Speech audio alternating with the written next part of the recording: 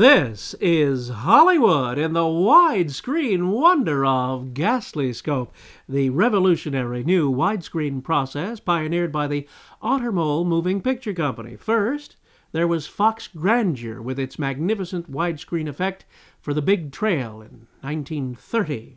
Then, years later, 20th Century Fox gave us CinemaScope in 1954, utilizing all of the fine techniques of Bosch and Lohm for the best in widescreen optics. A little bit later, Panavision came along, introducing their Ultra Panatar lens, in which you could actually dial in the width of the picture. Now, this current cinema review is brought to you in this new Ghastly Scope process, the second to ever reach the screen, and we use it most appropriately to tell you about the first theatrical feature in this stunning wide rectangle process. Strand Releasing theatrically distributes The Ghastly Love of Johnny X, a film that combines many popular film genres of the 1950s, including juvenile delinquents, science fiction, horror, and music. It's the story of Johnny X, who's been exiled to Earth for his intergalactic delinquency, along with his gang, the Ghastly Ones, from a galaxy far away. Once on Earth, his ex-girlfriend steals his source of power over others, the resurrection suit, and he must get it back. To avoid him, she must enlist the help of your friendly Earthling soda jerk. Who are those punks, and what do they want? You don't want to know. I think I should know now that I'm on their must-hit list. They call themselves the Ghastly Ones. The Ghastly Ones? What are they? Musicians? Not quite. Chip. I'm in a bit of a bind right now, and I could really use your help. I've never said that to anyone before. At least not with my clothes on.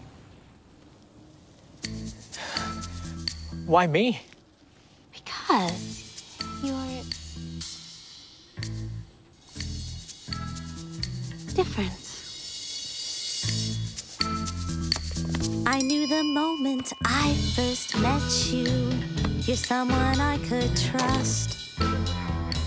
So when I ask you, please believe me, it's something that you must. And though your questions might persist, even after we have kissed, they'll be answered by these lips that never lie. That was Deanna Joy Brooks seducing Les Williams at Tempo di Tango. This film features original songs by Scott Martin and a music score by Ego Plum, and that number you just heard a sample of is my favorite in the picture. Although there are several newcomers on the screen, the film also features lovely Kate Maberly, who you may have seen in The Secret Garden. She's great in this. Actor Kevin McCarthy, who started in Hollywood's golden era, makes his final screen appearance here, and it's fun to see him in a sci-fi role with a classic feel, adding much value to the picture. You'll also see Paul Williams, who has been in as many offbeat films as you can think of, such as The Loved One and Phantom of the Paradise. His musical gift has reached many movies and popular songs, and among my favorites is his music for Alan Parker's Bugsy Malone. He took time from his busy schedule as ASCAP's chief officer to appear in this movie, and it's delightful to see him on screen again. With such mirth, here's what I mean. Thanks, one and all, for staying tuned through that interlude. And now let's bring back the potentate of pleasantry, the sultan of civility. Who else could be better company but Cousin Quilty? Shut up. We're having a discussion here. We're with the lovely Miss Robin, actress, star, potential squeeze for Cousin Quilty. Huh? Maybe not. Where were we? New Mexico, the land of enchantment. Actually, Cousin Quilty, we were here in your studio, and we're still here, I think. I think I'm in trouble. Okay, but seriously. Okay. Okay. Okay. I was visiting New Mexico when I had that first encounter with a flying saucer. Flying saucer. fascinating. A flying saucer. You seem skeptical. Skeptical? Au contraire, moped. I'm one of the few living talk show hosts who's actually been abducted. I spent several weeks with the little fellows. They even took a stab at impregnating me. Fun, but fruitless. You held your ground. Among other things, yes. Whatever do you mean? I'll show you later.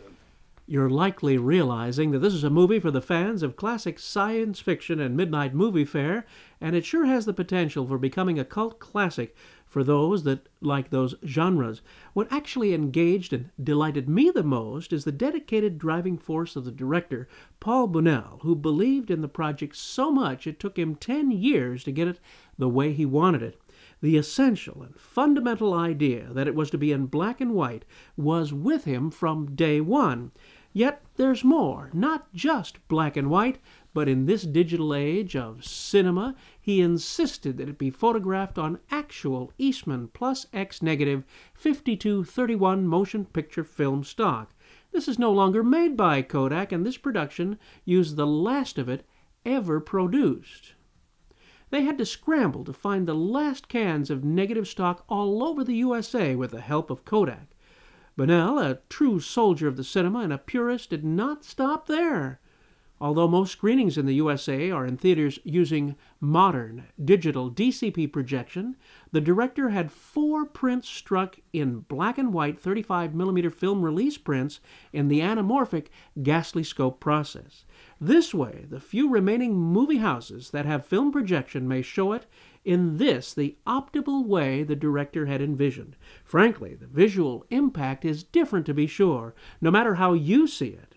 Projected film or digital in a theater, or on demand or DVD, you'll note the sharp image and beautiful contrast that does not look or feel the same way had the movie originated in digital form, offering a texture and feel that lends itself so much to the fun nature of the subject, as you may see here.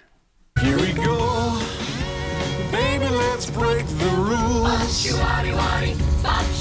we go, baby, breaking all the rules. Hey, where do I know you from? Medfield High School. Played the drum. You were on the football cheerleading squad. You were the one who everybody said was odd. I was kinda shy. Had a lot of zits. I had the biggest hair. And biggest. You would always sit behind me on the bus. But now I'll sit beside you as you come with us. But firstly and lastly, Yeah, firstly and lastly. Yeah, firstly and lastly. I still am the ghastly one.